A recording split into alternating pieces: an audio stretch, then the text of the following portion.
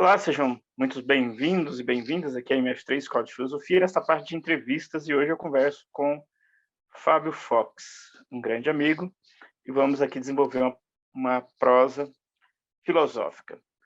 Fábio, eu vou começar com a questão número 1, quem é Fábio Fox? Olá, Cid, obrigado pelo carinho, obrigado pelo convite. Para mim é um privilégio estar aqui, poder participar, receber esse convite, é de bom grado e quero agradecê-lo e também agradecer a audiência que aqui nos assiste e vai poder conhecer um pouquinho da história que eu vou compartilhar, já respondendo a sua primeira pergunta, quem é Fábio Fox?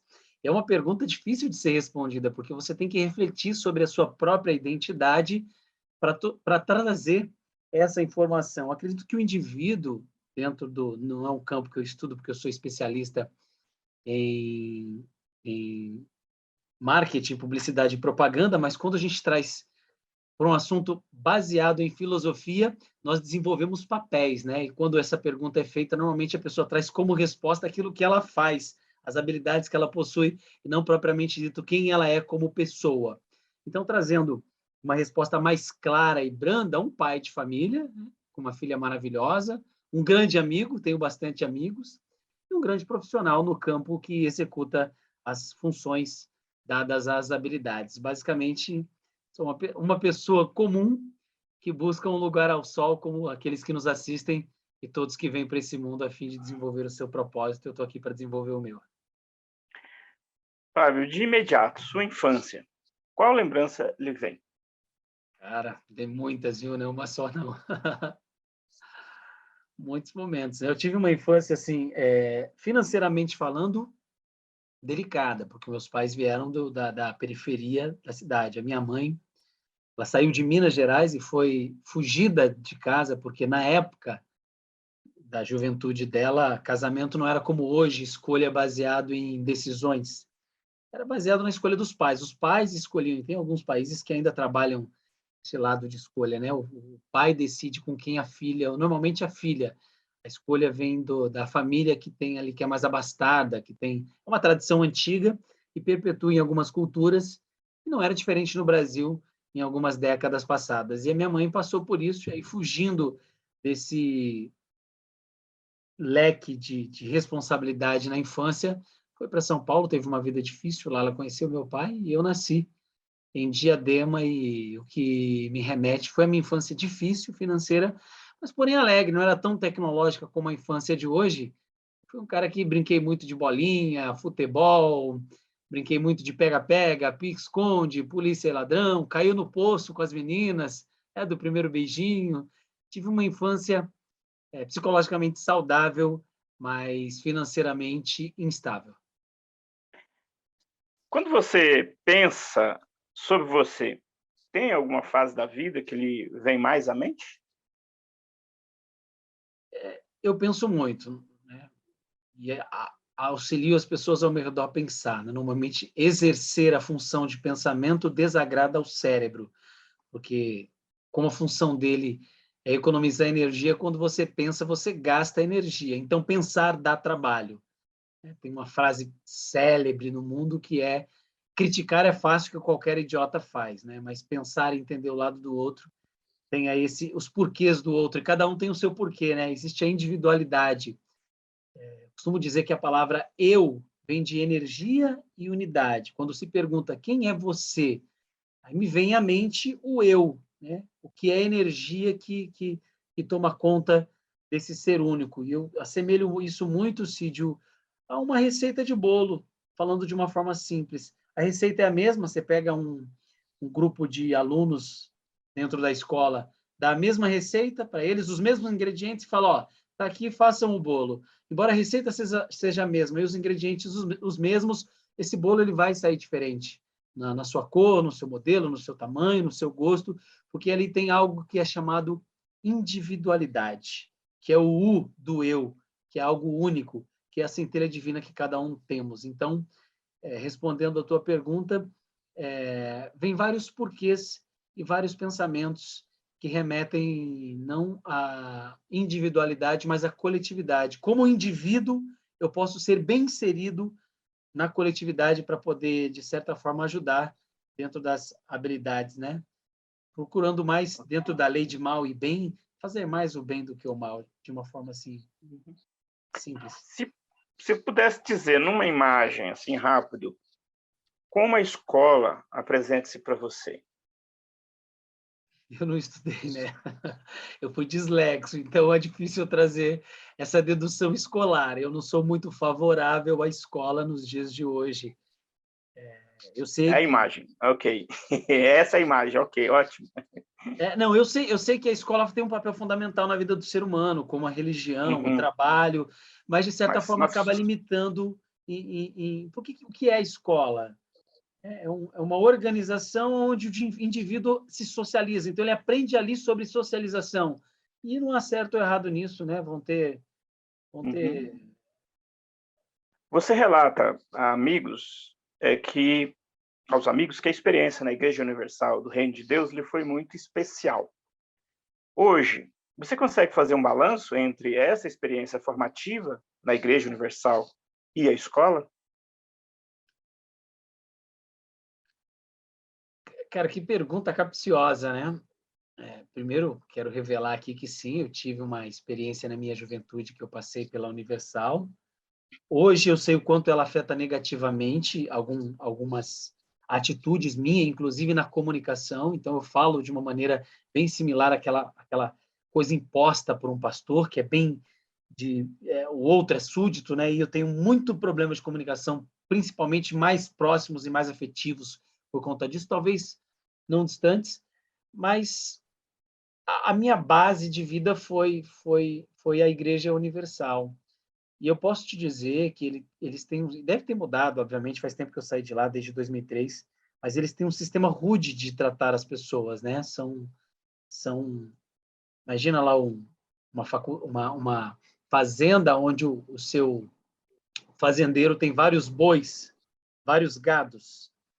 E a humanidade, para eles, são só gados, né? Que eles coordenam e lidam mentalmente da forma como eles querem, né? Eles implantam ali vários gatilhos e isso gera consequências gravíssimas na vida futura desse indivíduo. É notório, e eu falo como professor, e não falo como uma pessoa que não entende do assunto, e eu faço questão de destacar um pouco eu, porque eu acredito que reforça o aspecto que eu quero explorar da pergunta. É notório, portanto, eu sou um professor com algumas formações de graduação, com mestrado e com outras pesquisas aí em perspectiva de doutoramento. E eu posso dizer que é notório que você é uma pessoa que lê e escreve muito. Eu já tenho um contato com você de 3 anos, pelo menos, e eu posso afirmar isso. Podemos notar isto nas suas constantes resenhas que você faz de livros ligados ao seu trabalho, de treinamento em vendas, ou mesmo em conteúdos que você produz. O que houve com você e a escola, Fábio? Esse desejo pela leitura não é baseado na escola, é baseado mais na profissão de copywriter, que embora vem de 1839, por um sujeito chamado Lewis, que inventou o AIDA, né, que é o funil de vendas baseado em atração, interesse, desejo e ação. E como um bom copywriter, eu busco sempre estar lendo e escrevendo para que as minhas copies atinjam sentimentos. Com relação à escola, eu não tenho muito o que te dizer, porque, como eu te disse, eu parei na quinta série e depois, por ser dislexo, eu não voltei mais. Na verdade, eu concluí o fundamental, o ensino fundamental, mas com muito esforço. A partir da quinta me empurraram para a oitava, não cheguei a fazer nem a sexta e sétima, porque a minha idade já estava avançada na época, e a escola não tinha a preparação que tem hoje relacionada à tecnologia, na década de 90, a internet surgiu após essa época, e foi uma época em que o que eu aprendi lá ficou lá mesmo. Eu não tenho nenhuma referência baseada na escola hoje. Eu não tenho por base nada que eu aprendi, eu coloco em prática na minha vida hoje. É uma vida mais pragmática e prática das minhas experiências do que da escola propriamente dita. Hoje, olhando para a sua infância e juventude em Diadema, o que você atribui às suas opções de vida? Por que você trilhou o seu caminho e não outro, sobretudo considerando os índices ligados à juventude em Diadema especificamente, que eram índices, não sei hoje, mas eram índices, digamos, muito não favoráveis à juventude ali no município de Diadema. Eu acredito, e baseado em crença, porque eu não tenho dados para poder te trazer, mas não é só Diadema, não. Se a gente pegar o sertão do Nordeste, a gente tem Sim, sem dúvida, é um negócio amplo. Eu acabei perguntando em Diadema porque você nasceu ali, mas é verdade, ali é um retrato geral e generalizado do Brasil. Quando você pega ali ABC, Santo André, Mauá também, o índice de violência é muito grande. O Brasil em si, né, ele tem uma guerra interna aí relacionada a facções e política, que é uma guerra que é vista, mas não apresentada em forma de guerra, né? É apresentada em forma de algo comum, principalmente a maneira como ele é propagado pelos canais sensacionalistas que buscam audiência. E o medo vende. E respondendo à tua pergunta, eu não culpo a Universal, porque a Universal ela me resgatou, parte disso tem a Universal sim, dessa minha saída, né, esse desligamento de uma vida ali de pobreza física e afetiva e emocional, muito relacionado também ao fato de eu não ter tido pai, eu acho que isso também é um peso que contrabalanceia negativamente, não favorável, e lidar com isso é lidar com demônios, né? Longe de ser um cidadão diferenciado pelo fato de ter nascido na favela e saído da favela, e hoje se tornar um empresário internacional e ter uma empresa fora do Brasil. Sei que não são todos que vão conseguir isso, mas também o fato de manter, não só ter, mas manter também dificulta o processo, porque é, ele é contínuo, ele não para, você precisa sempre estar se provando e provando a alguém. E o não provar também é provar, né? Eu costumo, só para finalizar essa pergunta, costumo responder com a alegoria da leoa e da gazela. A leoa todo dia acorda cedo para poder pegar a gazela para virar comida. E aí a gazela acorda mais cedo para fugir, a leoa corre atrás do prejuízo para não morrer de fome. E aí, diante do capitalismo e do que me é apresentado em mente, eu percebo que o mundo é dual, a lei da dualidade ali, né, entre a lei número 10, na hemogenia ali da hermética, da hemenêutica, ou você é leoa ou você é gazela, ou seja, ou você vai correr para comer ou correr para não virar comida, não tem meio termo, não tem como se esconder. E o fato da pessoa se ausentar, querer colocar uma posição neutra, já faz dela culpada em um dos dois caminhos. Então, basicamente, o que eu entendo é que eu não era vítima quando eu estava na favela, que eu era um menino de favela, e que hoje eu sou muito menos vítima estando do lado de cá na condição de empresário. E sei que para ir lá e tirar mais pessoas da onde eu vivi, exige de parte governamental, escolar, religiosa também, falando da minha experiência, um esforço, um empenho maior e uma união maior para que esse número seja mais efetivo, né? Menos efêmero, só que, ao mesmo tempo, a complexidade política e o desejo do poder de exercer a função e não realmente contribuição faz com que esse nível seja baixo de realmente pessoas que consigam ali sair daquela vida que eu posso dizer de dependência financeira, principalmente, né, que é muito grande. Lá na juventude, Fábio, teve alguma pessoa que ele foi fundamental nessa guinada para uma vida pautada pelo conhecimento?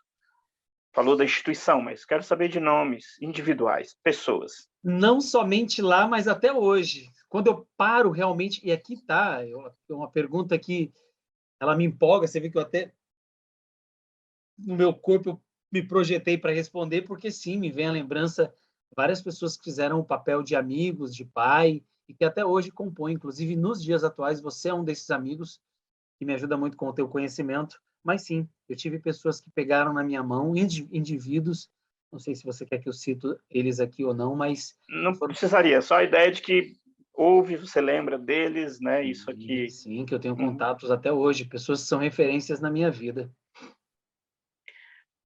A MF3, Escola de Filosofia.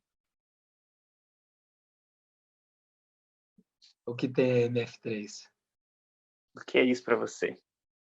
A MF3 Escola de Filosofia é um projeto de um amigo, que é você, e um projeto que tem tomado corpo à medida que você tem desempenhado energia para ele, né? Vi nascer, vejo crescer e se reproduzir como um processo padrão de tudo que acontece na vida, como qualquer negócio, qualquer marca, qualquer empresa, como um livro que vai ser criado, como começo, meio e fim. A MF3 é um projeto que já nasceu e hoje é uma criança que está se desenvolvendo como um adolescente. Fábio Fox, após a experiência com trabalho no varejo brasileiro, você dedicou-se a treinar pessoas aqui no Brasil e em Angola, e creio também que até em Namíbia. Tem acompanhado sua dedicação em apurar e aperfeiçoar uma metodologia no entorno do que você denominou de método manada. Somos de campos do saber e prática profissional diferentes. Contudo, a sua capacidade de dedicar ao que faz é algo que me estimula todos os dias. É digno de registro seu empenho no processo de revisar e aprofundar todo o conteúdo no entorno desse método. Para você, essa capacidade advém de onde? Tem uma palavra que é muito popular hoje no meio do empreendedorismo, que é chamada de Ikigai. Iki de viver e Kai de razão. É uma palavra japonesa, razão de viver.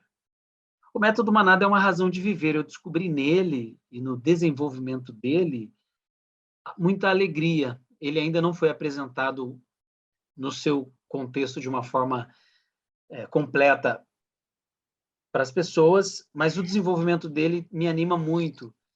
E eu descobri ele quando eu resolvi pegar toda a minha experiência prática de Grupo Pão de Açúcar, viajando do Oiapoque ao Chuí, nas redes do Extra e também do Carrefour. E aquela experiência prática de vendas eu tentei colocar no papel. E quando eu tentei colocar ela no papel, eu tive dificuldade, porque uma coisa é você saber fazer algo, outra coisa é você saber ensinar aquilo que você sabe. São meios diferentes. E eu tive essa dificuldade chegando em Angola.